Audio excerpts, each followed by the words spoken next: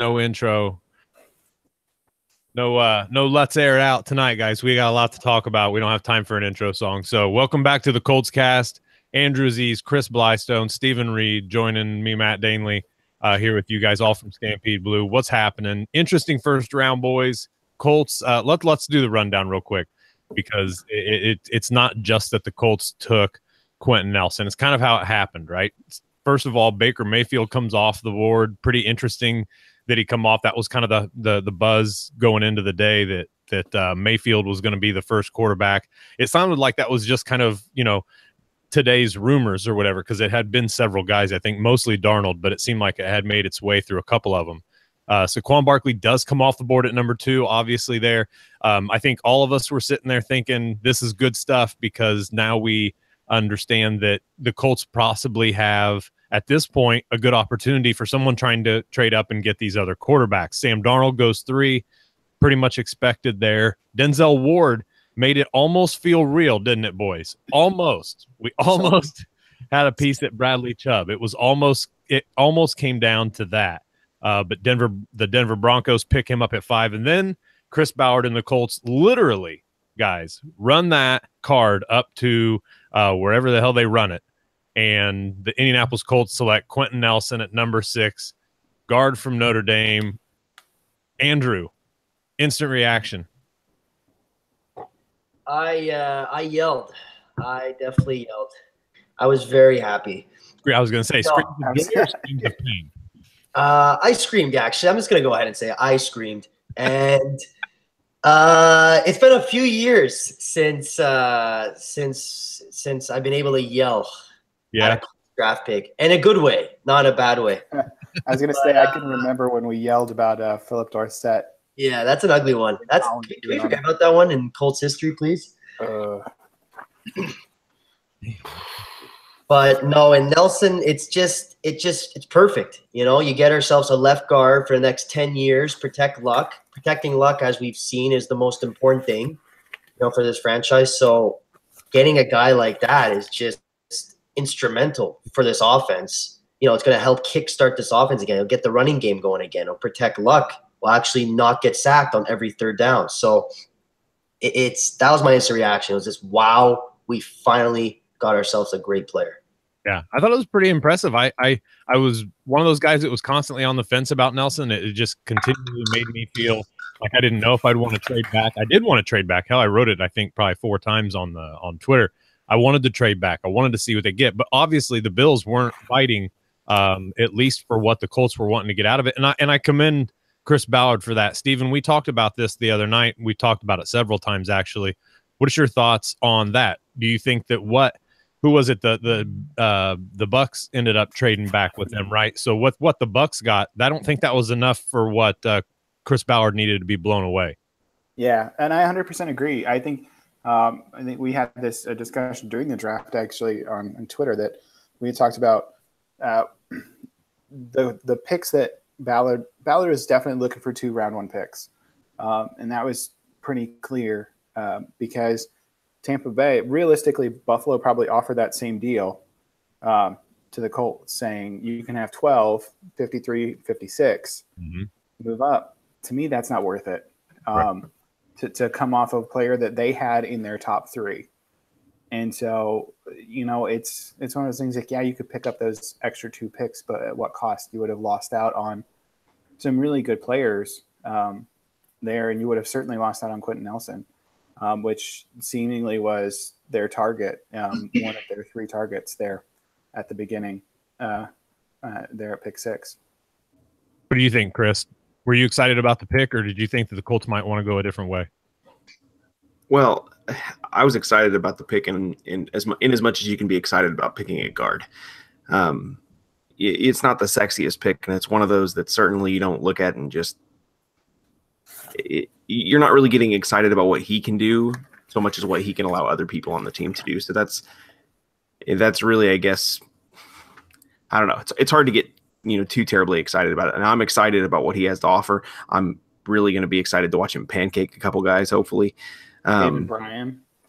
But yeah, Taven Bryan. I don't know. It's one of those where it's the right pick, but there's the part of me that just really wanted to see a defensive difference maker. That's a little bit disappointed. And and when I say that, I don't mean that I think they made the wrong move. It's just that, it's not as satisfying. Maybe it's kind of like the Ryan Kelly pick. That was the right pick. He was a great addition to the line. And I know that it was the right pick, but it was still, not the sexy pick. And this is what we call the salad pick. Yes. Yeah. It's good. It is. It's good for you. People love salad. It's not the ice cream sundae that you really wanted, but it's probably for the best. Yeah. I like the fact that we got a guy. I mean, because we talked about him, we kind of gushed over him the other night, Steven, you and I. And Quentin is one of those guys that is going to be more or less, I mean, just for as plain as you can describe him, he's an ass kicker in every, form of the word. Run blocking, pass protection, awareness. I mean, the guy is what he is.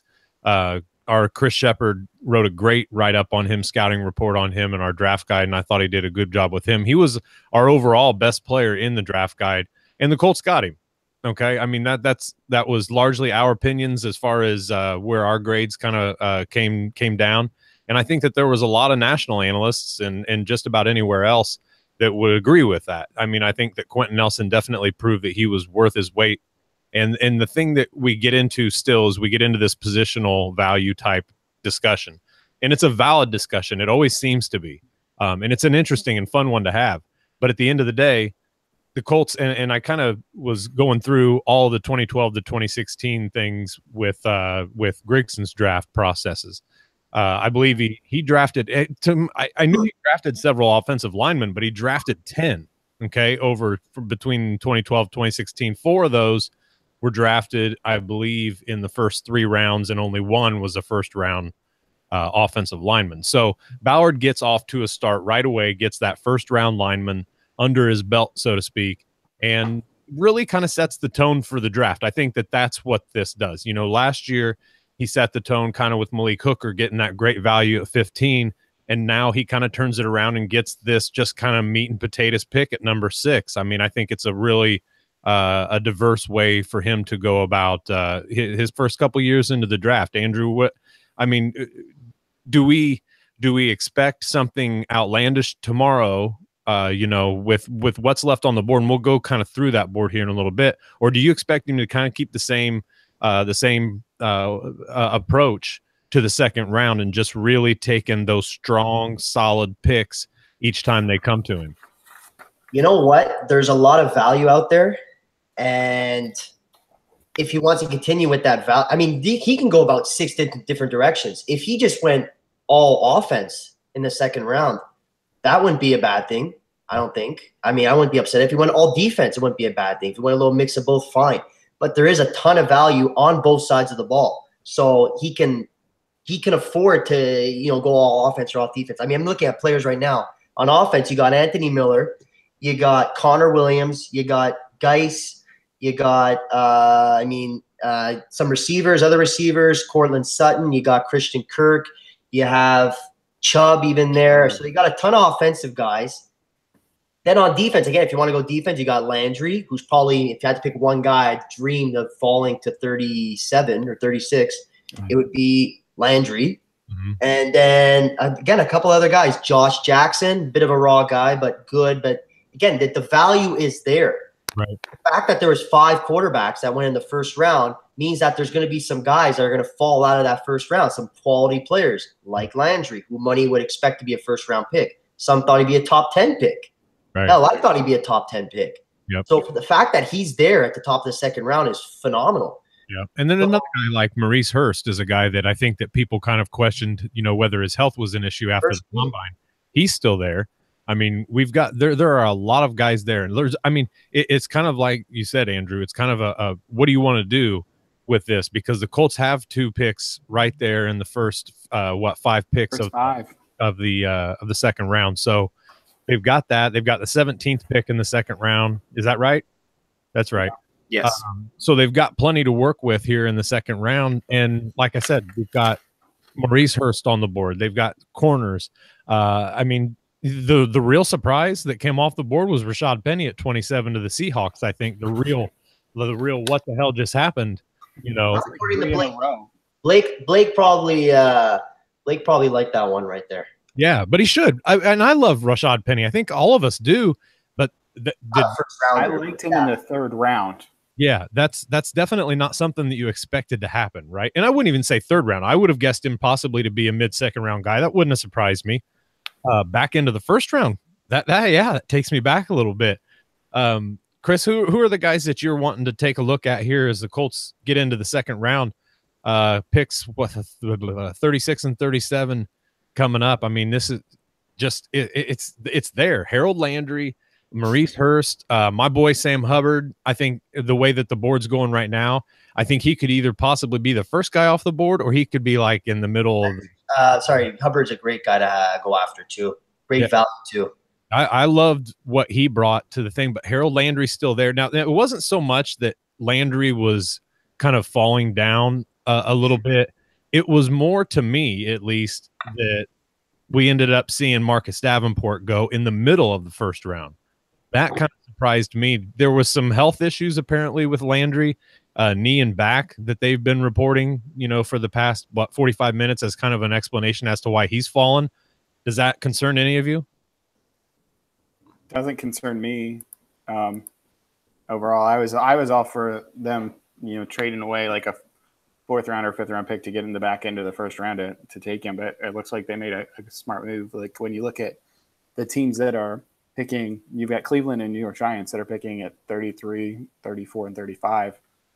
So you look at those guys and you kind of feel like they're probably not going to go defense. Like I feel like Cleveland's probably going to take a tackle in there because they lost Joe Thomas and they need to, bring up that offensive line. And the Giants, Gettleman's already talked about how he wants his road grader. So he wants an offensive guard and somebody to make lanes for him. So who knows? The Colts could have 2 great options there at 36, 37. They were both defensive, or they could have Darius Geis there. Like that blows my mind that he could be there. There's literally there's 4. The Colts are the 4th and 5th pick in this round, and there's like 5, 6 guys that I did not think would be available there. So for sure. So I'm excited. So, Chris, where do you want to go with this? Where do you want the Colts to go with this next line of picks? Is there any certain angle that you hope that Chris Ballard will take, or is it just that you're hoping that he kind of sticks to his own status quo?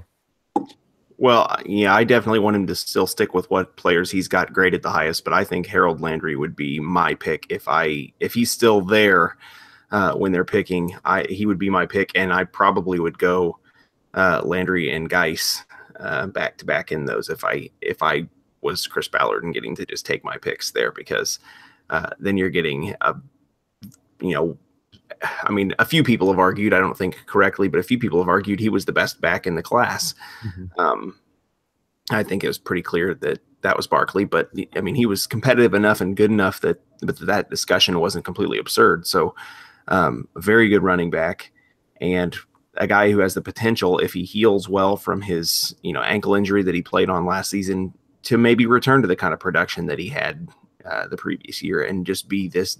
I mean, you could end up getting the best guard and a standout pass rusher, both in the same class.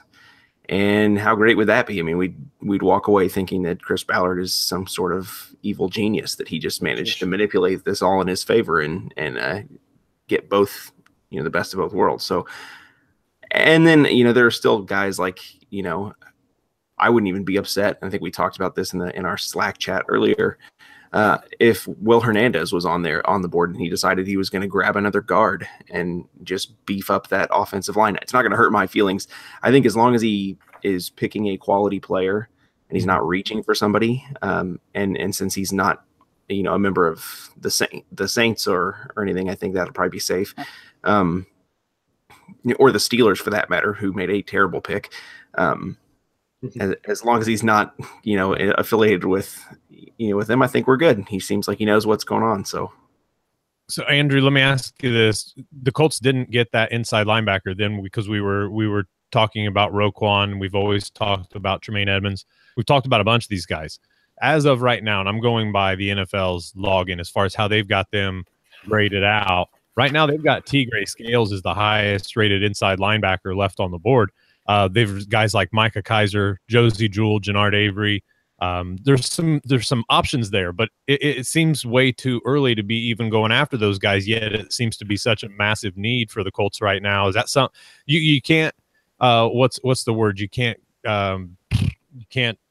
crazy pick. You can't just go out and grab a position just because you need the position. You can't get them too high and go crazy with that. But Landry, he's there, like we said, as far as on the edge. They've got, Kamiko Toure. He's another guy that's possible there. They've got Lorenzo Carter rated too high, but Uchenna Nwosu is another guy. Josh Sweat. So there's some other guys there that can create some pressure. But as far as linebacking core, where the Colts are desperate for some help, that doesn't seem like it's the right time to go that route. You know what? I was kind of talking about before the options they have. If they hit their needs with those first 2 picks in the second round, they can afford to do a lot more with that 3rd pick in the second round.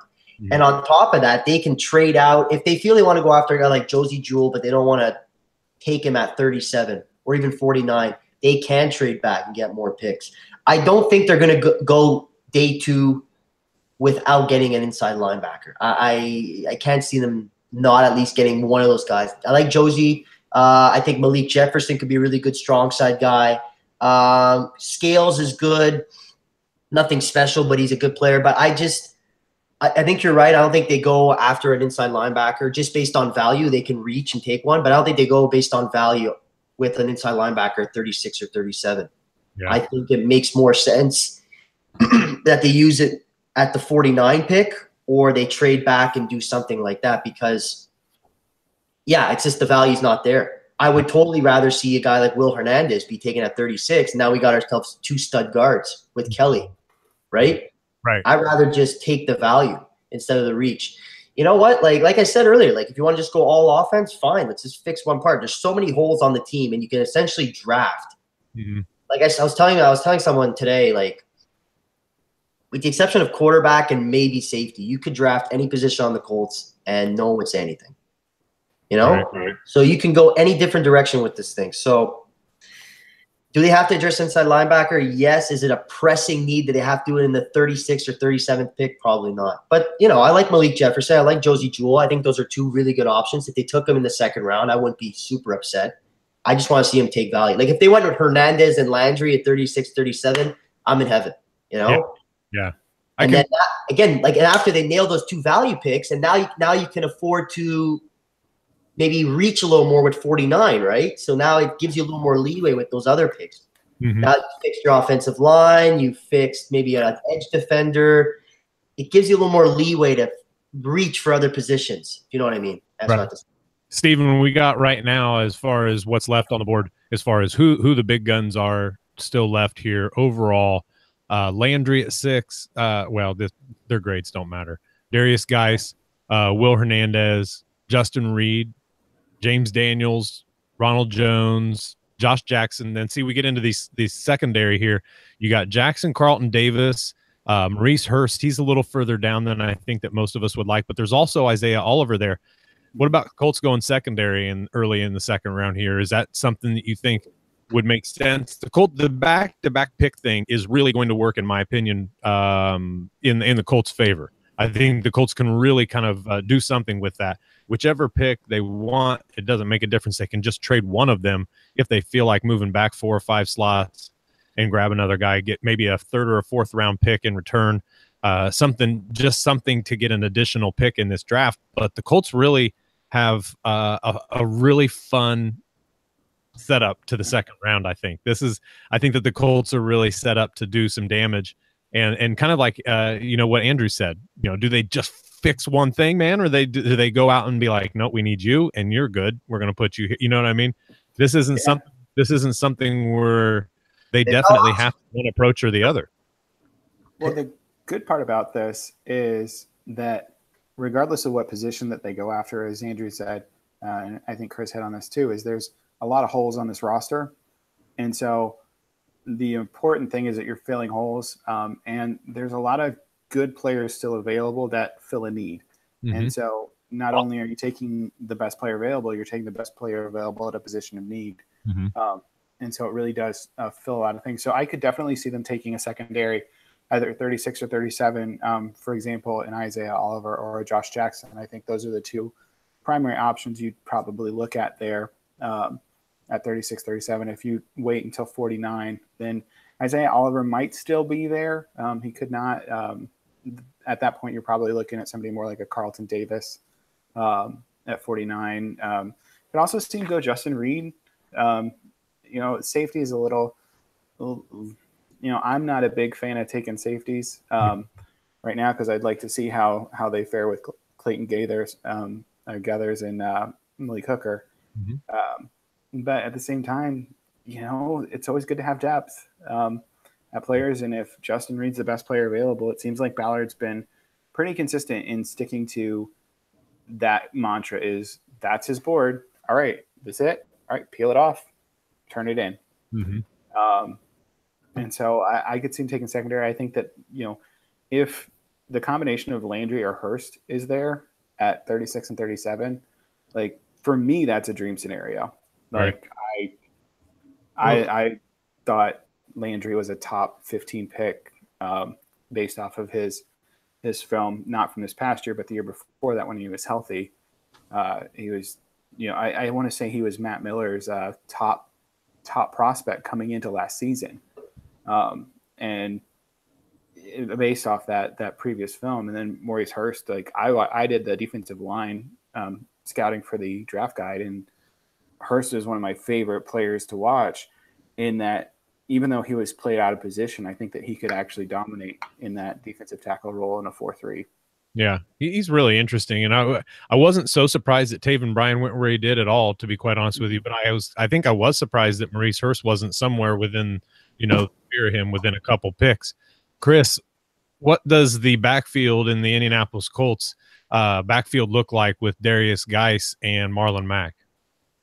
Oh, well, I think it looks nasty is what it looks like. And I think Frank Reich would be very excited. And I think if you give a guy like Geis the ball and then have the opportunity to bring Mack in as that change of pace back, that can really just break things open. I think that's the kind of thing that you can really keep Andrew from having to make these long drops and, play hero ball where he's got to get, the Colts bailed out of bad situations. I mean, if you have the guy who can come in and run the ball up the middle, play well in the passing game, and then you can bring Marlon Mack in and break off 25-yard, outside runs or little dump passes or things like that. That's where you really start to see the ability to change the offense from being reliant on Andrew to being more balanced.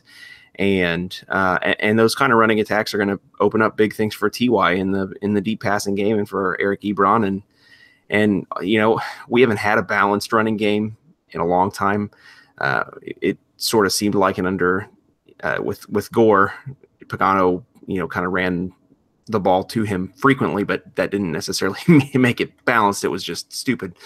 And so I think that opportunity to have a kind of premier back, we haven't seen it in a while. And I think Mack, I've kind of been on the record saying I think Mack is going to have kind of a breakout year anyway, because he was badly used, and we've read a lot of data that shows that he just kind of had things set up, against him with the way that the play calling went and the fact that nobody was afraid of Brissett and all that last season. So I think that we could plan to see him be better, even if nothing else changed, even if there was not another back drafted. But if you have two backs that are a threat, they could be pretty unpleasant for defenses to deal with, and they'll need everything they can get, because Jacksonville is apparently going to just draft every defensive player forever. That's it. They're just going to keep doing it forever and ever. Andrew, like you mentioned, if you want to just fix the offensive line, let's just go all in, man.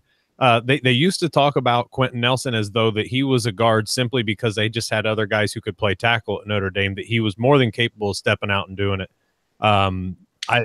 for whatever it's worth, that was the conversation. And Will Hernandez is sitting here on the board. If they get him, do you think that they would be willing to move him in maybe at guard and then maybe tinker with Nelson at right tackle to kind of shore up what they've got on that offensive line, or no?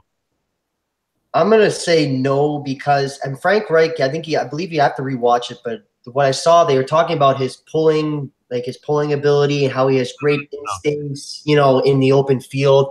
And he just reminds me of David DeCastro. And DeCastro's best trait is his ability to pull as a guard. And that's a very valuable skill, and the Eagles used it a ton last year. So I think having him at left guard is perfect. And Hernandez is kind of like the opposite of Nelson, where he's more like a phone booth type guy. He's not going to do much in open space, but in man blocking system, he'll kill you. Mm-hmm. So I think they would actually complement each other really well. I don't think you need to move Nelson out to guard to tackle. I think if anything, you can move Muir to tackle because he actually has experience there. He played it at Ohio State. So if anybody, I think you probably move Muir out there. That makes sense. Or Haig.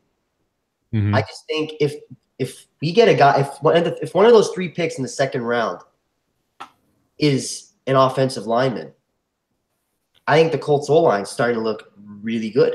Right. Well, they've still got Connor Williams there, but they've even got him kind of a tweener, as far as guard and tackle. But I don't think that he just seems too lanky for me to be a guard.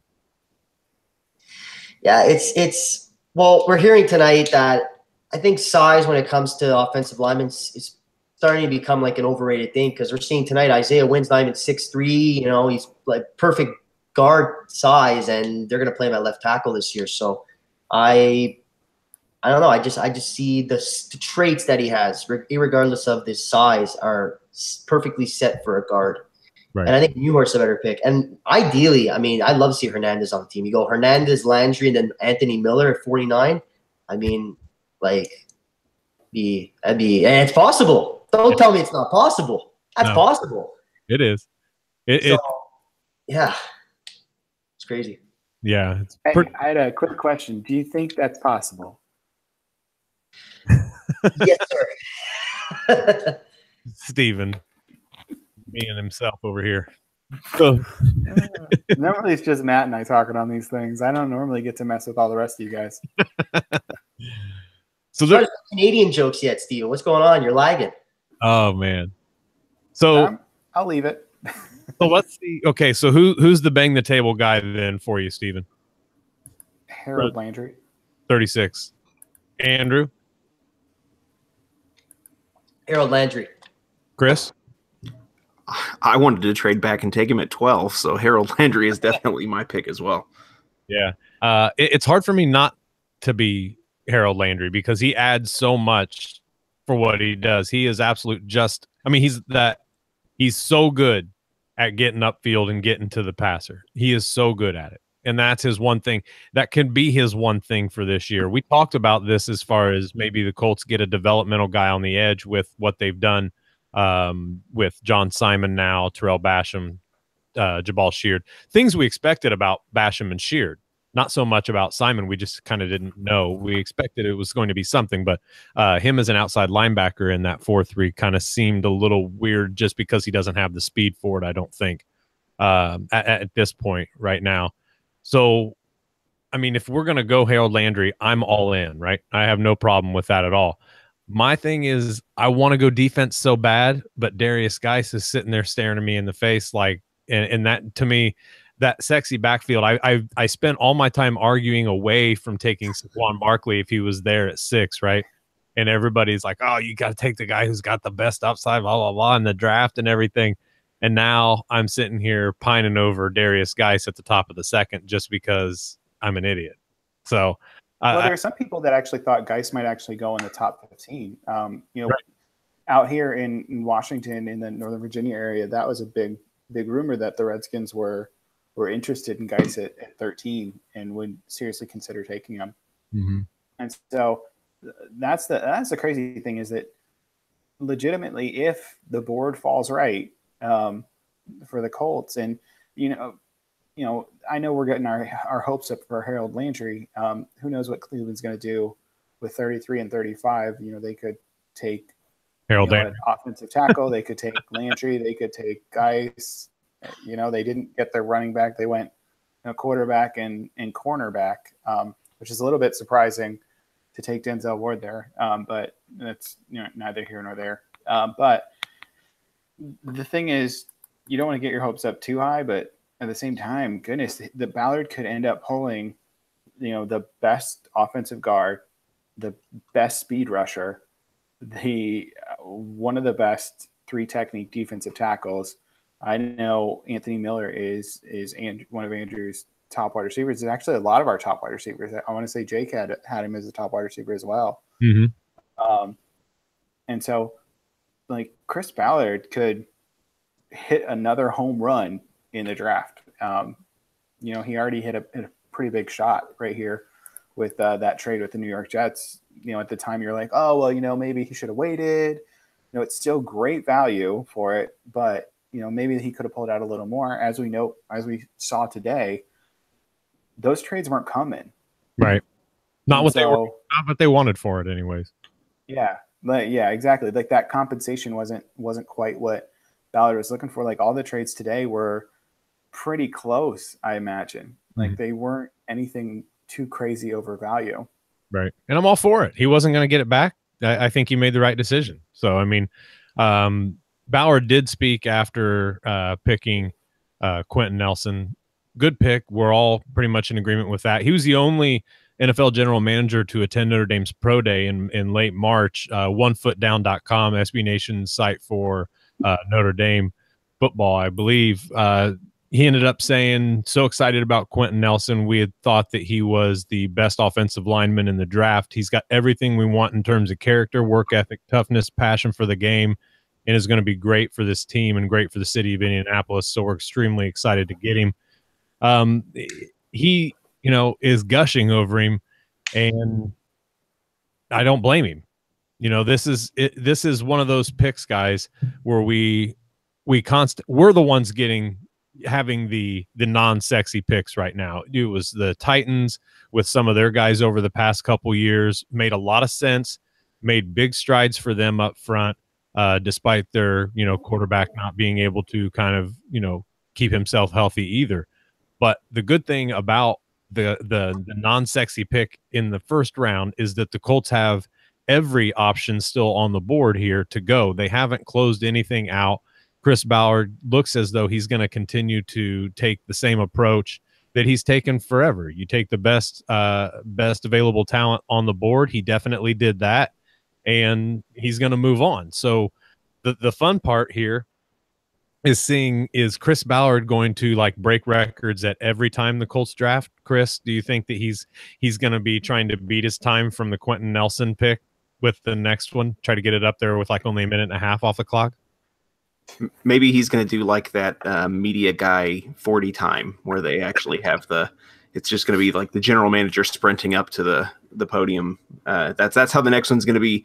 It's going to cut to Lucas Oil Stadium, and Ballard is going to be in the blocks ready to run his 40 with the card to the other end and hand it to the orangutan, and he's going to hand it to Mike Mayock. Just reminded me of something too. What do we know what animal is going to pick for the Colts in what round this year? There is one, and I don't remember what it is. Anybody? I don't know. I know that there's supposed to be a parrot picking for somebody, but Tampa Bay, I think. I feel like everybody basically is just doing this to troll Mike Mayock. I think the NFL just realized how funny it was that it annoyed him and decided to just get everybody on board. So I don't know. Well, at least the parrot kind of makes sense. I mean, because they're the Buccaneers and they have parrots on their shoulders and stuff. So, yeah. I get the parrot. The orangutan, I didn't understand. The Indianapolis isn't really known for their big apes. Malik Hooker, right? Isn't that who he picked? No, the orangutan took. It was Marlon Mack, I believe. Wasn't it Banner? Was it Mack? Yeah, it was Banner. It was it was all the picks in the fourth round. It was right? more than one. What is the fourth round picks? Freaking monkey. All right. Well, the reason was because the Indianapolis Zoo had just gotten an orangutan exhibit, so they were being all city of Indianapolis friendly and everything, but nobody told Mike Mayock, and he was not about it. No, he wasn't. Maybe that's why they let the parrot leak out in advance. Right. Maybe qualm It's kind of like how the Browns like kept everybody guessing all the way up until like today that they were taking Mayfield. So then like the fans could take that time to get excited about it. And then when it came, it wasn't a big surprise because everybody had already had time to digest it. Maybe that's what the NFL Network is hoping to do with Mike Mayock and the Parrot. Yeah. This conversation digressed very quickly. Quickly. That's all right though too, because that's what we're here for, right? To digress most of the time and make ourselves look foolish, but that's why everybody loves us. So we're gonna accept it and we're gonna continue. Is that the right word? Digress. Yeah. Something to ponder, Stephen.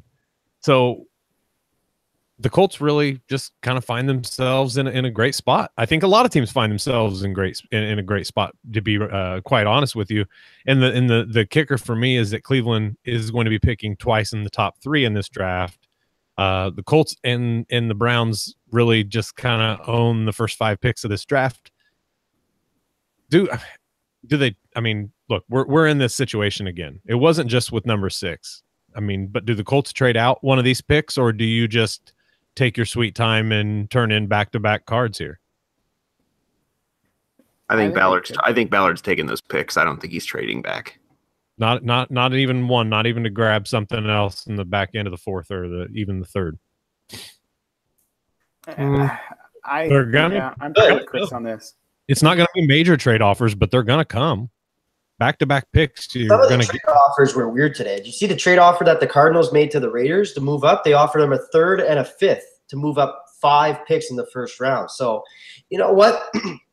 Who the hell knows what a team's going to offer? Some team might really love a guy like, let's say, Isaiah Oliver keeps dropping, and it all depends on the player. If one team just needs to fall in love with one guy, you know, and I don't know. I just don't know what to expect with these trades, because there are some where it's like, wow, that's a good value for the team that's trading down. And then you get a trade like the Cardinals and the Raiders where you're like, what the hell's the point in doing that? You know? If in my mind, I want to keep as many picks inside the top 50 as I can. And I think that I might be willing to trade back a little bit later in the draft, but I really want to use those top 50 picks. And I don't know that Ballard feels the same, but that'd be my perspective on it. Mm-hmm. And that makes considering the value that's there, it's definitely worth keeping those picks instead of just keep dropping and dropping and dropping when there's less and less value, obviously. So I agree with that for sure. Right. Yeah. I'm definitely not going to say that it doesn't make sense to do either one, because I would take either situation, to be quite honest with you. It does make sense to stand pat and stay there and take your sweet time with 2 different picks right in a row. You've got another pick midway through the same round. You've got a lot of ammunition there. If somebody comes up, man, like I said, I'm thinking that, considering the term blown away, the value of where the Colts stand right now, it's different. Blown away could be 2 picks. You know what I mean? And nothing's fantastic as far as another 2nd or another 3rd. It just depends. But the fact that remains is that the Colts are in a place of advantage right now, or in a spot with an advantage right now. The Colts hold 3 picks coming into the 2nd round right now, and the Colts they've still got another 3rd round pick. So the Colts in day 2 are going to be extra busy.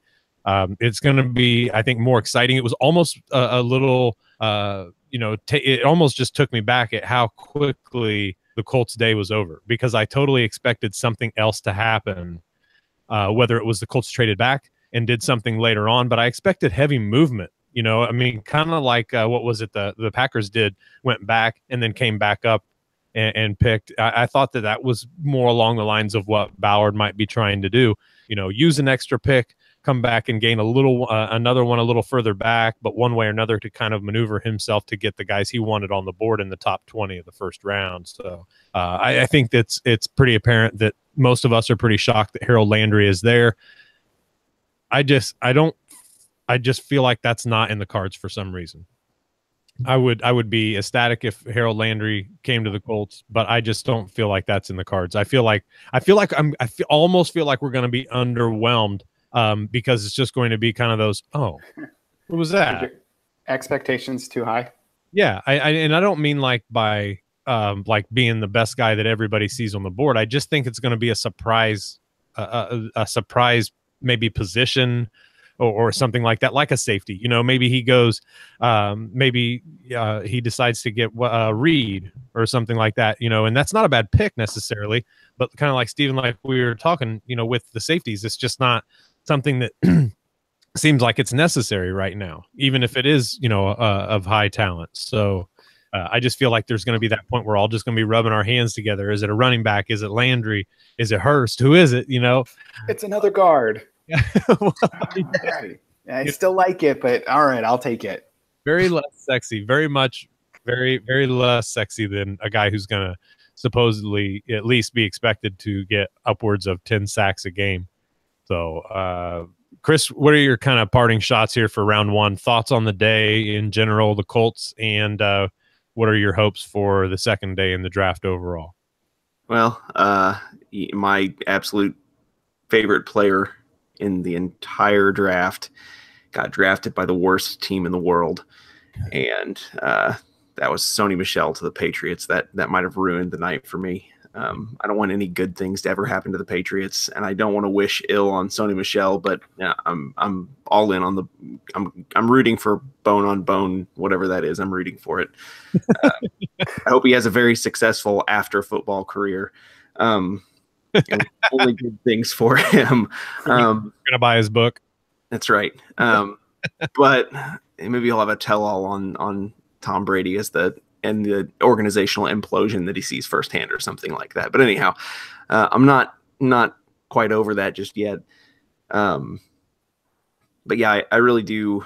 I think the Colts are in a really good position, and I think no matter, kind of like they were this going into this round, there's really not a wrong move short of drafting somebody crazy who's, you know, they've got way overvalued or something. I think whatever moves they make, if they pick a wide receiver, if they pick, you know, a D lineman or an edge guy or a linebacker, they're going to fill a hole. They're going to be, as long as they're picking somebody who's a good fit, they're going to be in good shape. And so they have 3 opportunities in the second round to do that. So I'm excited. I think good things are coming tomorrow. It's going to be a little bit more, like you said, a little bit more active. And I think you may be right. Ballard may be a little more active because he's outside that realm of those 8 premium players. And so, you might get a little bit more willingness to move since you're not giving up on, a major guy. But maybe there is somebody there who he may be looking at Maurice Hurst and going, man, I never thought this guy would be here. He's mine.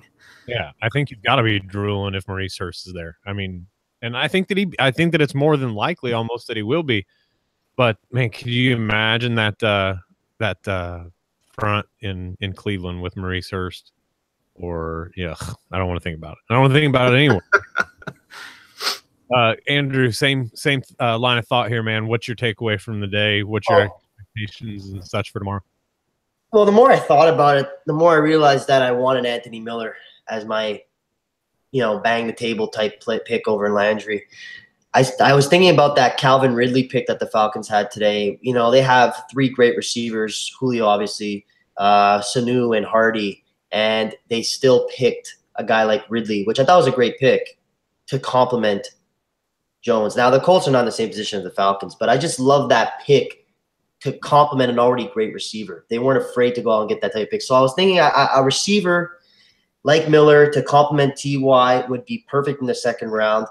In terms of how today went, like I said earlier, like the quarterbacks, there's still some good quarterbacks out there too, like Lauletta and Rudolph. So there might still be some great value going to the third round too. So I just think if it were up to me, I would stand pat unless a great offer comes along and just take the value and just go based on their board. Don't need to reach. Like I said before, you have a bunch of positions of need still, even with Nelson. They can go guard again. So just follow your board. I mean, we've seen the teams that follow their board. Sometimes they draft players that aren't necessarily a perfect fit, but they end up having an impact on that team later down the line. So if it is a safety, giddy up. Go with safety. You can go any different direction and go with the value. So with that line of thought, they should stick where they are. I'm happy with the first round. Obviously, Nelson was great.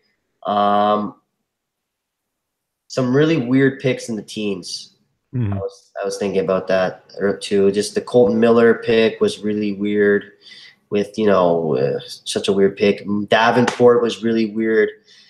And this the last thing I'll say with Landry and his potential medical concerns is the one thing that we as writers or any fan or anybody not an NFL organization, the disadvantage we don't have is the inside information on the medicals and all that stuff. So if a team does make a pick, if the Colts do pick Landry, I would have to think that their doctors and their medical guys did a thorough check on him and gave him the thumbs up. And I would think most teams would do that. So, we saw with Jalen Smith with the Cowboys, they did their research and he's going to be an impact player. He was last year. So that's how I feel with the medicals and all that. But overall, I'm happy. And the Colts are in a great position. I think the Colts, you were saying that the Colts are in a better position than literally just about any team except maybe Cleveland. Yeah. They got picks lined up here with value players off the board, and they just got maybe the best player in the entire draft in the first round at 6. Right. And they traded down from 3, and they got the best player in the draft. Like, that's a hell of a good start. Mm-hmm. So, again, I'm just really happy with how everything's lined up so far, but we'll see what happens tomorrow. Could get crazy. Could get crazy. Yep, I agree. Steven, are you as optimistic as we are? Well, I mean, you guys are pretty optimistic, so I'm not sure I can meet that level of optimism, but I feel like I'm relatively close to it. I think this first round for the Colts was pretty great. I think we were all kind of holding our breath there with Denver at pick 5, and you saw a story come across that Denver actually had a deal in place with Buffalo for 5, but then when Chubb was there, they decided to pop out of it and take Chubb instead. But, the addition of Quentin Nelson makes so much sense on so many levels. And so you can't fault that. One thing that I will say that was pretty obvious to me in round 1 was how excited I was that Jim Irsay did not throw the bank at John Gruden. Mm-hmm. Because he moved back 5 spots in Arizona and took a 3rd round and a 5th round pick. I think Philadelphia might have gotten more in compensation to move back from 31 to 52 or whatever it was. The fact that they only gave up a handful of picks to get up from 15 to 10, knowing that they're going to take a quarterback, blew my mind. And then that trade for Bryant in the middle of Martavis Bryant in the middle of the draft for a round 3 pick. Oh yeah. The dude's in the drug program. If he gets busted one more time, he's done for a year, I think. Yeah. And he's in Oakland. Right. Yeah. Yeah. What did you say? He smoked, I hope, for a year? No. And then you got the back end of the draft where you saw players that were, it was surprising that they went where they did. For example, obviously we've talked about the Rashad Penny move. I like Rashad Penny. I didn't like him at the end of round 1. I feel like Darius Guice would have been a better option there for Seattle. On so many levels, I think he would have been a better option for Seattle. The Terrell Edmonds just blew my mind, but it's they're just oh, look, the Raiders took Miller at 15. Oh, here, hold my beer. I'm going to take Rashad Penny at 27. Oh, really? I'm going to take, Terrell Edmonds at 28. Mm-hmm. And they're just playing games of one-upping each other. One thing I was excited, though, is that New England did not take Harold Landry or Lamar Jackson, because I did not want them to have either of those players, because I don't like New England. In terms of standing pat for the second round, I think that they'll probably stand pat unless they get a good offer and they only move back a couple spots, because there's a lot of good value still here on the board. I think Ballard will just take his picks. Yeah. And unless he gets blown away by an offer and is able to pick up an extra, an extra 3rd round to move back a couple spots in the second, beyond that, I don't think he moves much. Yeah. And I'd be torn as well, because it depends on how far he would be moving back. And when you, like I said, those back-to-back picks, those just seem even more valuable there, because you really control who's in which pick. I mean, it's not a great big difference in salary slot, or anything like that, but it kind of makes a little bit of sense there. So you've got some options without question. Interesting that the Colts find themselves in this position. Great that they got themselves the best offensive lineman, or widely considered the best offensive lineman in this draft, and possibly one of the best talents, if not the best talent in this draft as well.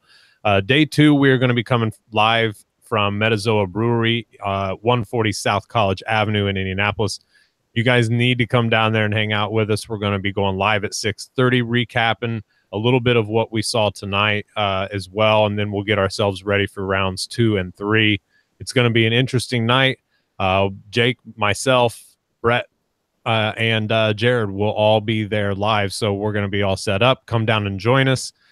Great people at Metazoa will be down there for the entirety of the second and third round. So that's about all we got for you tonight. A little bit of instant reaction, just about it. I mean, we've established clearly, I think all of us have said that there's a ton of value still left on this board. Some interesting and exciting players are still available here for the Colts to really make a splash, I think, with their second round picks and even their third round pick. Ballard has a pretty amazing option to either get great value up here, trade back, get more value later. I mean, it just kind of depends on how he sees everybody on the board. And we've pretty much been down that road with Ballard all the time. It really depends on what he's doing. So Chris, Andrew, and Steven, thank you guys for joining me tonight. Thank you guys all for watching. It was a good time. And we'll catch you guys tomorrow live at the Day 2 live draft show on the Colts Cast. So come join us or watch here on YouTube. We'll be here. So thank you guys all for coming, and we'll see you next time right here on the Colts Cast.